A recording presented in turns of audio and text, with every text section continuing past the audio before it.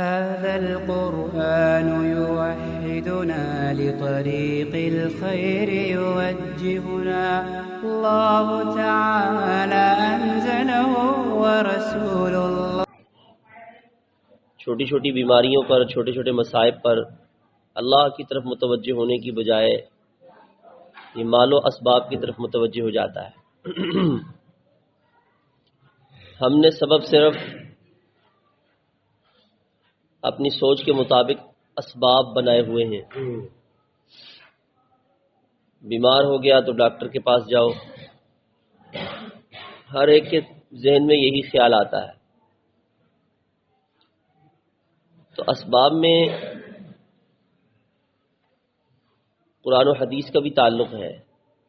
اللہ کہتے ہیں کہ میں نے قرآن کو نازل کیا کہ اس میں شفا ہے، پڑھنے سے شفا ملے، پڑھ کے پھونک دیں تو بھی شفا ملتی ہے، اور یہ خود احادیث سے ثابت بھی ہے.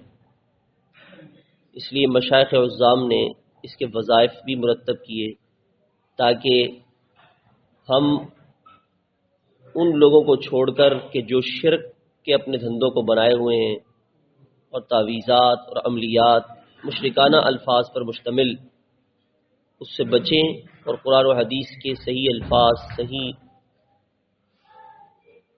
وظائف ہم کر سکیں. اس لیے بعض علماء نے وظائف میں یوں بھی لکھا ہے کہ سورہ فاتحہ کے متعلق پرانی بیماریوں کے لیے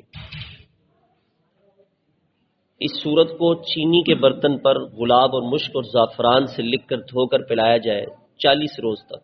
پرانی سے پرانی بیماری ہوگی اللہ اس کو بھی ختم فرما دے. اور کوئی اگر خاص مسئلہ ہو تو اس کے لیے خاص طریقے بھی ہیں وظائف کے. جیسے ڈاکٹر بعض دفعہ ایک نسخہ دیتا ہے پھر دوبارہ چینج کر کے دوسرا، اب وہ کہتا ہے بھی فلاں وقت میں اس کو یوں استعمال کرنا ہے، اس دوائی کو یوں استعمال کرنا ہے. تو اسی طرح وظائف کے پڑھنے میں بھی بعض معمولات متعین ہوتے ہیں. اگر کوئی ایسے مسائل ہے کہ حل نہیں ہو رہے تو فرمایا 9 چندی اتوار کو صبح کی سنت اور فجر کے درمیان سورہ فاتحہ 70 دفعہ پڑھے. اس کے بعد اگلے دن، اتوار کے دن سے عمل شروع ہوا، اس کے بعد اگلے دن جو ہے اسی وقت 60 مرتبہ پڑھے. اسی طرح اس سے اگلے دن 50 دفعہ، اس سے اگلے دن 40 دفعہ، اس سے اگلے دن، یعنی 10 دفعہ کم کرتا ہے. تو 70 مرتبہ پہلے دن پڑھا، آخری دن میں 10 دفعہ آ جائے گا. تو کہتے پہلے مہینے کے اندر ہی اللہ اس کے مطلب کو پورا فرما دے گی. اگر نہ ہو تو پھر دوسرے اور تیسرے مہینے کے اندر کر لے، انشاءاللہ جو بھی مقاصد ہوں گے اللہ رب العزت حل فرما دیں گے. لیکن جائز اور درست مقاصد کے لیے پڑھا جائے، ناجائز کے لیے نہ پڑھا جائے. اسی طرح ہر بندہ دان درد، سر درد، پیٹ درد کی شکایت میں پھر رہا ہوتا ہے تو فرمایا سورہ فاتحہ 7 مرتبہ پڑھ کے دم کر دو. اور یہ مجرب بھی ہے، تجربہ بھی کیا ہوا ہے اس کا. امام شعبی رحمۃ اللہ علیہ ان سے روایت ہے، ایک شخص آیا کہ میرے گردے میں درد ہے. تو امام شعبی رحمۃ اللہ علیہ نے کہا اساس القرآن پڑھو.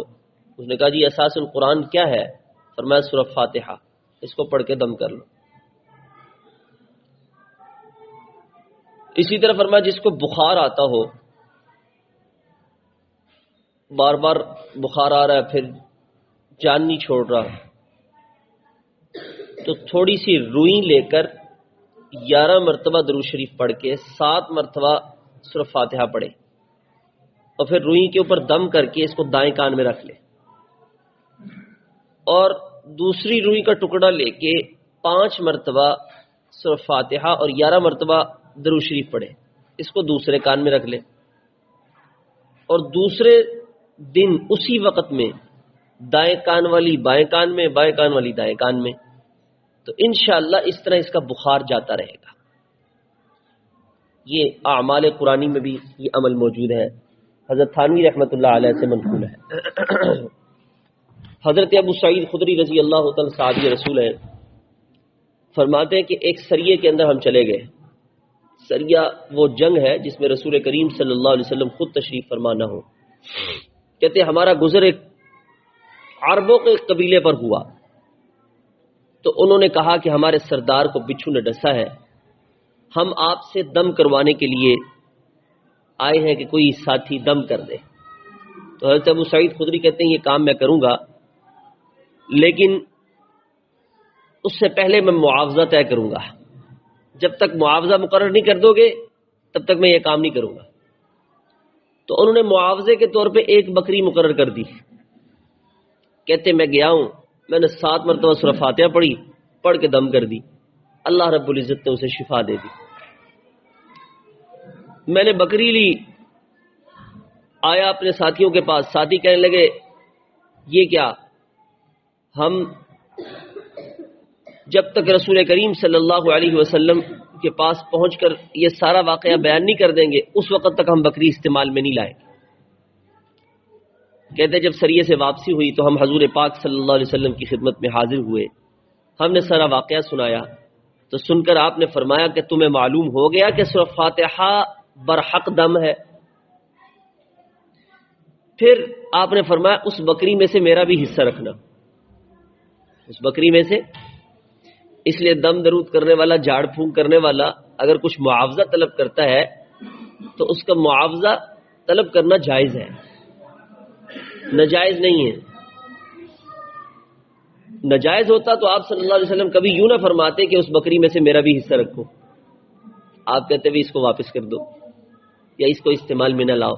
ہاں تو جھاڑ پھونک سورہ فاتحہ پڑھ کے کی ہے، اس لیے اگر جھاڑ پھونک کر کے کچھ معاوضہ طلب کر رہا ہے تو معاوضہ کا طلب کرنا جائز ہے، ناجائز نہیں ہے۔ باقی سورہ فاتحہ یہ سورت مکی سورت ہے۔ قرآن کریم کی مختلف سورتوں میں ترتیب و تقسیم جو ہے رسول پاک صلی اللہ علیہ وسلم نے خود فرمائی ہے۔ یہ پہلی سورت، یہ دوسری، یہ تیسری، یہ آپ صلی اللہ علیہ وسلم نے ہی فرمائی ہے۔ اور قرآن مجید کی صورتوں کی اہم تقسیم مکی اور مدنی بھی ہے کہ بعض صورتیں مکی ہیں، بعض صورتیں مدنی ہیں۔ تو اس کا اصول یہ ہے کہ جو صورتیں مکے ہجرت سے پہلے جو صورتیں نازل ہوئی ہیں، چاہے وہ مکے میں نازل ہوئی ہوں، چاہے وہ کسی سفر میں نازل ہوئی ہوں، طائف میں نازل ہوئی ہوں، یا جہاں کہیں بھی نازل ہوئی ہوں، وہ صورتیں مکی کہلائیں گی۔ اور جو صورتیں ہجرت کے بعد نازل ہوئیں، چاہے وہ مدینہ طیبہ میں نازل ہوئی ہیں، چاہے وہ کسی اور جگہ پر نازل ہوئی ہیں، چاہے فتح مکہ کے موقع پر ہی کیوں نہیں نازل ہوئی ہیں، وہ ساری کی ساری صورتیں مدنی کہلائیں گی۔ تو سورہ فاتحہ بھی مکی ہے، مکہ مکرمہ کے اندر نازل ہونے والی، اور یہ سورت مکہ کے اندر نازل ہونے والی مکمل صورتوں میں سے پہلی صورت ہے۔ جیسے سورہ اقرا اس کی چند آیات نازل ہوئیں، سورہ مدثر کی چند آیات نازل ہوئیں، لیکن مکمل صورت جو سب سے پہلے نازل ہوئی ہے وہ سورہ فاتحہ ہے۔ مصنف ابن ابی شیبہ میں موجود ہے، اور اسی طرح امام بہقی رحمۃ اللہ علیہ نے بھی اس کو ذکر کیا ہے۔ عمر بن شرحبیل رضی اللہ تعالیٰ عنہ سے روایت ہے کہ رسول اللہ صلی اللہ علیہ وسلم نے حضرت خدیجہ سے یہ فرمایا کہ جب میں تنہا ہوتا ہوں تو غیب سے کچھ آوازیں سنتا ہوں، خدا کی قسم مجھے اپنے جان کا اندیشہ ہے۔ تو حضرت خدیجہ رضی اللہ عنہ نے فرمایا معاذ اللہ، خدا تعالی کبھی آپ کے ساتھ ایسا نہیں کرے گا، خدا کی قسم آپ امانتیں ادا کرتے ہیں، صلہ رحمی کرتے ہیں، ہمیشہ سچ بولتے ہیں، اس لیے اللہ آپ کو ضائع نہیں کریں گے۔ حضرت ابو بکر صدیق رضی اللہ تعالی وہاں سے گزر ہو رہا تھا، تو حضرت خدیجہ نے کہا اے ابو بکر تم محمد صلی اللہ علیہ وسلم کو ساتھ لے کر ورقہ بن نوفل کے پاس چلے جاؤ اور ان کو واقعہ بیان کرو.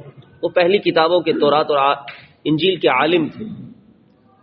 تو حضرت ابو بکر صدیق رضی اللہ عنہ حضور پاک صلی اللہ علیہ وسلم کو ساتھ لے کے ورقہ بن نوفل کے پاس گئے. تو ورقہ نے رسول پاک صلی اللہ علیہ وسلم سے حال دریافت کیا. تو آپ نے فرمایا فقال اذا خلوت وحدی سمعت النداء خلقی یا محمد یا محمد، کہ جب میں تنہا ہوتا ہوں تو پیچھے سے غیبی آواز سنتا ہوں یا محمد یا محمد. تو فانطلق حاربا فی الارض، جس کی شدت سے بھاگنے لگتا ہوں. فقال لا تفعل اذا اتاك فاثبت حتى تسمع ما يقول ثم اتني فاخبرني. ورقہ نے کہا کہ آپ ایسا مت کیجئے، جب وہ آئے تو اس کی بات کو سنیے اور پھر جو کہے وہ مجھے آ کے خبر دیجیے. فلما خلا ناداہ یا محمد، فرمایا اس کے بعد ایک جگہ آپ تنہا تھے کہ آواز آئی اے محمد صلی اللہ علیہ وسلم. قل بسم اللہ الرحمن الرحیم الحمد للہ رب العالمین الرحمن الرحیم مالک یوم الدین ایاک نعبد و ایاک نستعین اہدنا الصراط المستقیم صراط الذین انعمت علیہم غیر المغضوب علیہم ولا الضالین. یعنی مکمل سورت آخر تک پڑھیے. اور قال قل لا الہ الا اللہ فاتا ورقہ فذکر ذلک له. حضور پاک صلی اللہ علیہ وسلم فرماتے ہیں مجھے یوں کہا فرشتے نے پڑھیے بسم اللہ الرحمن الرحیم اور سورہ فاتحہ مکمل. اس کے بعد کہا کہ لا الہ الا اللہ کہو. آپ نے جب یہ سنا پھر اس سننے کے بعد ورقہ بن نوفل کے پاس آئے اور سارا واقعہ بیان کیا. فقال له ابشر ثم ابشر فإني أشهد أنك الذي بشر به ابن ميم وإنك على مثل موسى ناموس موسى وإنك نبي مرسل. ورقہ نے کہا اے محمد صلی اللہ علیہ وسلم آپ کو خوشخبری ہو اور پھر آپ کو بشارت ہو، میں گواہی دیتا ہوں کہ تم بلا شبہ وہی نبی ہو کہ جن کی عیسیٰ علیہ السلام نے بشارت دی تھی، اور تمہاری شریعت موسیٰ علیہ السلام کی شریعت کی طرز پر ہے، اور میں گواہی دیتا ہوں کہ تم یقیناً نبی مرسل ہو. اب اس حدیث سے صاف پتہ چلتا ہے کہ سب سے پہلے مکمل سورت جو نازل ہونے والی ہے، ابتدائی سورتوں میں سب سے پہلی جو سورت مکمل نازل ہونے والی ہے وہ سورہ فاتحہ ہے. یہ سورت ابتدائے بعثت کے کچھ دیر بعد نازل ہوئی ہے. مکمل سورت نازل ہونے والیوں میں پہلی. اللہ رب العزت نے اس سورت کے اندر بندوں کو دعا مانگنے کا طریقہ سکھایا ہے. بنی نوع انسانیت کو ایک جامع اور مکمل دعا سکھائی ہے جس میں اللہ رب العزت کی تعریف کے ساتھ ساتھ بندہ اپنی عبدیت عاجزی کو بھی ظاہر کرتا ہے، استعانت اور امداد کی درخواست بھی کرتا ہے، پھر دونوں عالم میں بلائی اور اچھائی کا سوال بھی کرتا ہے. اور اس میں یہ بھی سمجھا دیا گیا کہ دعا کے لیے یہی طریقہ اختیار کیا جائے. اللہ نے اس صورت میں یہ طریقہ بھی سکھایا کہ دعا کے لیے یہی طریقہ اختیار کیا جائے کہ پہلے اللہ کی حمد و ثنا کو بیان کرو، پھر اپنی عاجزی کو ظاہر کرو، وعدہ بندگی کو ظاہر کرو، آرزو تمنا ظاہر کرو، اور تعوذ اور تسمیہ کے بعد انسان سب سے پہلے یہ اقرار کر رہا ہوتا ہے کہ جو کمالات ہیں، جو خوبیاں ہیں، وہ ساری کی ساری اللہ تیرے اندر ہے. حسن و جمال ہو، جاہ و جلال ہو، قوت و طاقت ہو، علم و ہنر ہو، جہاں بھی جس چیز کی خوبی بیان کی جائے گی وہ دراصل بنانے والے کی تعریف ہوگی. اس لیے وہ اللہ کی ذات کہ اس نے نہ صرف مخلوق کو وجود عطا کیا بلکہ اس کی تعمیر اور باقی رہنے کے لیے اور اصلاح کے لیے طور و طریقے بھی مرتب فرمائے، پھر ساری مخلوق کو اس کی ضرورت کا ادراک بھی بخشا اسباب بھی مہیا کیے، اس لیے سب سے پہلے اس کی تعریف کریں، پھر اس کے بعد اپنا دست سوال دراز کریں، اپنی حاجت کو اس کے سامنے رکھیں۔ یوں تو ہر مذہب خدا کی تعریف سکھاتا ہے، لیکن پیغمبر صلی اللہ علیہ وسلم نے، جن کا نام نامی ہی احمد ہے، احمد کا معنی یہ ہے کہ کائنات میں سب سے زیادہ اللہ کی تعریف کرنے والا، کائنات میں اللہ کی تعریف جس نے سب سے زیادہ کی ہے وہ حضرت محمد صلی اللہ علیہ وسلم، اسی وجہ سے آپ کا نام نامی احمد ہے۔ اور کائنات میں جس کی تعریف سب سے زیادہ ہو اس کو محمد کہتے ہیں، تو محمد صلی اللہ علیہ وسلم کی کائنات میں سب سے زیادہ تعریف ہوئی، اور آپ نے جس انداز سے اللہ کی تعریف بیان کی اس انداز سے کسی نے بھی بیان نہیں کی، اسی لیے آپ کو احمد کہتے ہیں۔ اس لیے آپ صلی اللہ علیہ وسلم نے زندگی کے ہر عمل سے اللہ کی حمد کو جوڑا ہے، اللہ کی تعریف کو ہر عمل سے جوڑا ہے۔ کھا کر فارغ ہو رہے ہیں تو الحمدللہ الذی اطعمنا وسقانا وجعلنا من المسلمین، تمام تعریف اللہ کے لیے ہے۔ سو کے اٹھ رہے ہیں تو الحمدللہ الذی احیانا بعدما اماتنا والیہ النشور، ساری تعریف اللہ کے لیے۔ استنجا کو جا رہے ہیں تو بھی، اس سے فراغت ہو رہی ہے تو بھی یہی دعا الحمدللہ، چھینک آئے تو بھی الحمدللہ، کسی مصیبت میں مبتلا ہوں تو بھی الحمدللہ، مزاج پرسی کے لیے جا رہے ہیں تب بھی یوں ہی کہا جائے الحمدللہ علی کل حال، کہ ہر حال میں اللہ تیرا شکر ہے، ہر حال میں اللہ تیرے لیے تعریفیں۔ تو جس طرح حضور پاک صلی اللہ علیہ وسلم نے ایمان والے کی زبان کو اللہ کی حمد سے تر کیا ہے، اس کی مثال کسی اور مذہب میں نہیں ملتی، کسی اور دین میں، کسی اور مذہب میں اس کی مثال نہیں ملتی۔ تو اس لیے اس میں دعا کرنے کا طریقہ سکھایا گیا ہے کہ سب سے پہلے اللہ کی تعریف کرو، اور پھر اس کے ساتھ اس کے بعد جو ہے وہ اپنی حاجت اللہ سے مانگو۔ الحمدللہ رب العالمین الرحمن الرحیم مالک یوم الدین، یہ ساری اللہ کی تعریف پر مشتمل ہے۔ پھر انسان ایاک نعبد و ایاک نستعین، اللہ جی ہم آپ ہی سے مانگتے ہیں، آپ کے علاوہ کسی سے نہیں مانگتے، آپ ہی کی ہم عبادت کرتے ہیں، ہمیں سیدھا راستہ دکھا دیجیے، ان لوگوں کا راستہ جن کے اوپر تو نے انعام کیا ہے، نبیوں والا راستہ، صدیقین والا راستہ، شہداء والا راستہ دکھا دیجیے، ہمیں گمراہوں میں سے نہ بنائیے، ہمیں ان لوگوں میں داخل نہ کیجیے جن کے اوپر تیرا غضب نازل ہوا ہے۔ کیا انداز اللہ نے دعا کا سکھایا، اس لیے سورہ فاتحہ ابتدا میں ہے، فاتحہ کا معنی ہی کھولنا ہوتا ہے، تو قرآن کی ابتدا ہی اسی سے ہے، قرآن کی ابتدا ہی اسی سے ہے کہ ابتدا کرتے ہوئے اللہ کی رحمت کے در کھل جائیں گے، اس کو پڑھتے جاؤ گے اللہ کی رحمت کے در کھلتے چلے جائیں۔ قرآن کریم میں 6 مضامین اللہ نے بیان کیے، پورے قرآن میں، توحید، رسالت، احکام، قیامت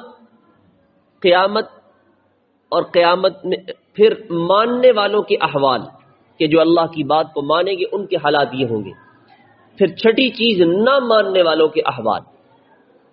یہ ساری کی ساری چیزیں سورہ فاتحہ میں اللہ نے بیان کی۔